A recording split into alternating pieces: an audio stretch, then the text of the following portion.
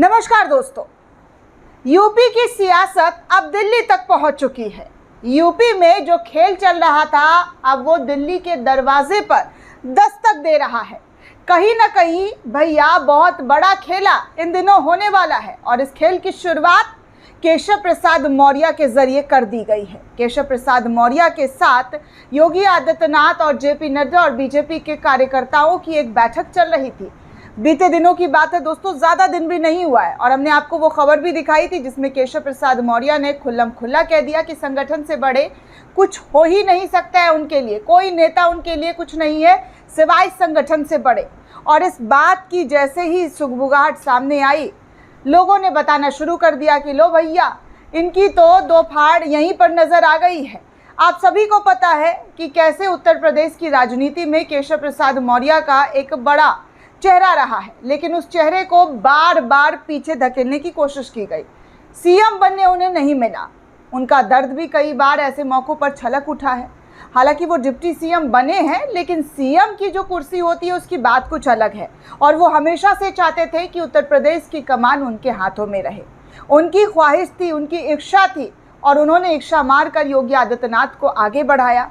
Party में जो भी चीज़ें हुई, उन्होंने उस पार्टी को सबसे ज़्यादा महत्व देते हुए, पार्टी के लोगों का सम्मान करते हुए योगी आदित्यनाथ के आगे वो डिप्टी सीएम बन गए।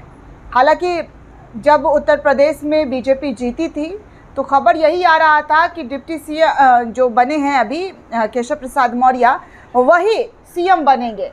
मतलब उत्तर प्रदेश में 2019 की बात की जाए तो उसमें भी ऐसे ही कयास हो रहे थे, क्योंकि मोदी जी चाहते थे कि केशव प्रसाद मौर्य ही उत्तर प्रदेश के सीएम के तौर पर कुर्सी पर बैठे और अमित शाह भी चाहते थे, लेकिन आरएसएस चाहती थी कि योगी आदित्यनाथ को मौका मिले।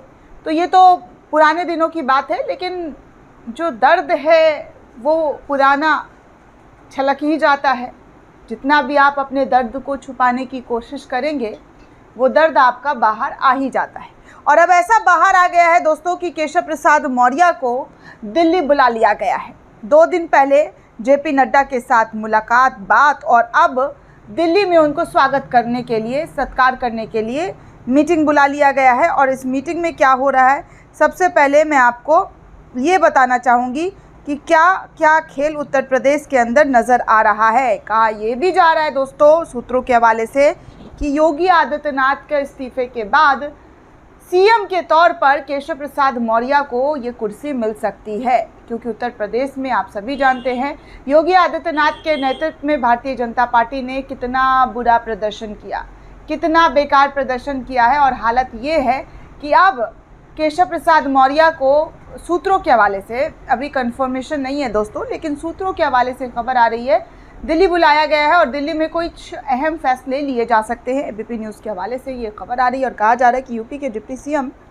केशव प्रसाद मौर्य दिल्ली पहुंच चुके हैं बिना योगी आदित्यनाथ के। क्या रहा है, देखिए तस्वीरों में साफ दिख रहा है दोस्तों कि यूपी के डिप्टी सीएम जो है वो दिल्ली पहुँच चुके हैं।